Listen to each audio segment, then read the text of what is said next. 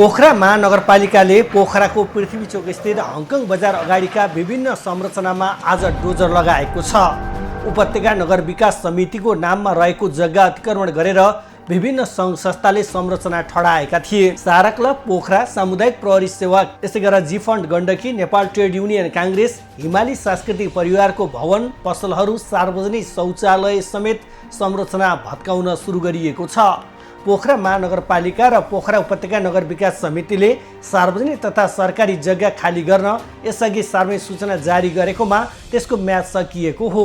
आज बिहान 11 बजेदेखि सुरक्षाकर्मी, जनप्रतिनिधि समेतको सहयोगमा 3वटा डोजर चलाइएको छ। यसअघि सूचना बमोजिम कतिपय संस्थाले आफ्नो भवन तथा संरचना खाली गराइसकेका थिए। सारा क्लबले आफ्नो सामान दोबिल्ला स्थित सारा एकाडेमीमा लगेको छ। जी फन्ड, ट्रेड युनियन काङ्ग्रेस, सामुदायिक प्रहरी सेवा, हिमाली सांस्कृतिक परिवार समेतले आफ्ना सामान सारिसकेका थिए। पोखरा उपत्यका नगर विकास समितिको स्वामित्वमा रहेको पृथ्वी चोक आसपासको जग्गा विभिन्न संस्था व्यक्तिहरूले लामो समयदेखि भोग चलन गर्दै आएका थिए।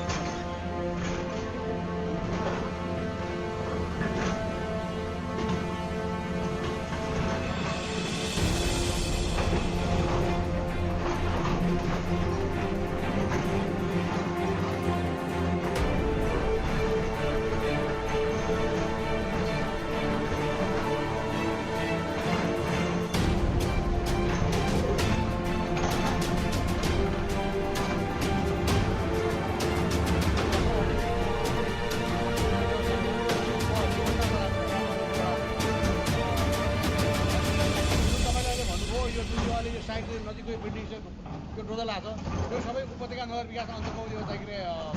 अरे संरचना हो र यो संरचनाको बारेमा योभन्दा चाहिँ 2 वर्ष पहिला पनि मेरै नेतृत्वमा मेरै संयोजकत्वमा यो जग्गाको चाहिँ के अरे नापी नक्सा गरेर यो जग्गाको चाहिँ के अरे सार्वजनिक यस जग्गा वास्तवमा के हो भनेर एउटा अमिनहरूको टोली र हाम्रो चाहिँ के अरे उपत्यका नगर विकास समितिमा भएका चाहिँ के अरे समितिका बोर्ड मेम्बरको नेतृत्वमा मेरो म आफै संयोजक भएर आउँदाखेरि यहाँ नापेर धेरैपल्ट हामीले नापेर यसको चाहिँ के अरे रिपोर्ट म आफूले त्यहाँ उपत्यका नगर विकास समितिमा पेस गरेका थिएँ र त्यो पेस गरेपछि त्यो रिपोर्ट सबै आइसकेपछि हामीले यहाँ भएका विभिन्न सङ्घ संस्थाहरू जति पनि यहाँ संस्था छ ती सबै सङ्घ संस्थालाई हामीले पटक बोलाएर छलफल गर्यौँ वार्ता गऱ्यौँ र उहाँहरू आफ्नै सुरमा हिँड्नुभयो र अन्तिममा हामीले के भन्यो भने यदि यो संरचना तपाईँले लिने हो भने यसले यो संरचना तपाईँले किन्नुहोस् खरिद गर्नुहोस् नेपालको कानुनअनुसार नियमअनुसार तपाईँले किन्न सक्नु हुँदैन भने लङ टर्म तपाईँ लामो दायको समयको भाडाको रूपमा तपाईँले लिनुहोस् भाडामा पनि तपाईँले लिन सक्नु हुँदैन आउनु सम्झाउनु भाडा दिनुहोस् भरि किन्दै अप्सन दिँदाखेरि उहाँले अत्यर गर्नुभयो सुन्नु भन र पटक हामीले उहाँलाई सूचना जारी गऱ्यौँ मौखिक लिखित पटक गरेर भन्यौँ र त्यसपछि 35 दिने सूचना सबै जारी भइसकेपछि उहाँले नतेर्नु भएको हुनाले यो हामीले चाहिँ यो हटाउनु नै बाध्य छ जुन अहिले यो बिल्डिङ छ त्यो सबै बिल्डिङ अहिले हेर्दाखेरि नापिन चाहियो यो सबै बाटो देखिन्छ यो बाटै काम छ त्यसले गर्दाखेरि यसलाई चाहिँ हामीले चाहिँ भट्काएको र जब भट्काउने भएर चाहिँ हामीले सुरु गऱ्यौँ हामीले चाहिँ भट्काउन सुरु गरेर तपाईँको चाहिँ हामीले चाहिँ अमरसिंह स्कुलको चाहिँ बाहिर रहेका चाहिँ संरचना भट्कायौँ त्यसपछि फिर्के करिडोर फिर्के खोला घर क्लियर गरेर हामी हिँड्यौँ त्यसपछि उहाँहरू आत्तिएर आएर धेरैपल्ट कुरा गरेर हामीले यसमा कम्प्रोमाइज हुन सक्दैन यो हामीले चाहिँ हाम्रो विकल्पको कुरा होइन यो भट्काउनै पर्छ यसलाई क्लियर गर्नुपर्छ त्यसमा विकल्प छैन तपाईँले जति सक्दो छिटो आफ्नो सर सामानहरू सटरहरू खाली गरेर हिँड्नु परेपछि उहाँहरूले हिजो राति अबेलासम्म मलाई फोन गर्नुभएको थियो बिहान पनि मलाई फोन गर्नुभएको थियो उहाँले 10 बजेसम्म हामीले क्लियर गर्नुभयो र उहाँले 10 बजेसम्म क्लियर गर्नुभयो त्यसपछि यसलाई हामीले चाहिँ भट्काउन सुरु यो भट्काउँदाखेरि उहाँलाई हामीले पटक सूचना जारी गरेका छौँ पटक पनि हामीले उसलाई भनेका छौँ कुरा गरेका छौँ र भनेर कुरा गरेर पनि उहाँले चाहिँ आफ्नै पारेर हिँड्नु भएको हुनाले यसलाई हामीले चाहिँ भट्काएका हौँ र बाँच्न यो क्लियर भएपछि एउटा चाहिँ बाटोको रूपमा पुरै हुन्छ क्लियर पनि हुन्छ सफा यो हाम्रो अभियान हो यो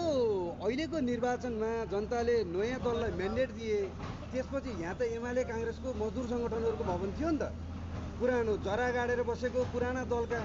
त्यही कारणले गर्दा यहाँ चाहिँ तपाईँहरूले आजसम्म छुन नसके बल्ल अहिले आएर छोको जस्तो देखिन्छ नि खास यसो हेर्दा होइन यो एकदम सरासर गलत कुरा हो यो होइन मैले अघि तपाईँलाई मैले भने कि आजभन्दा 2 वर्ष पहिला मेरो संयोजकमा नेतृत्वमा एउटा टिम भनेर हामी आएर हेऱ्यौँ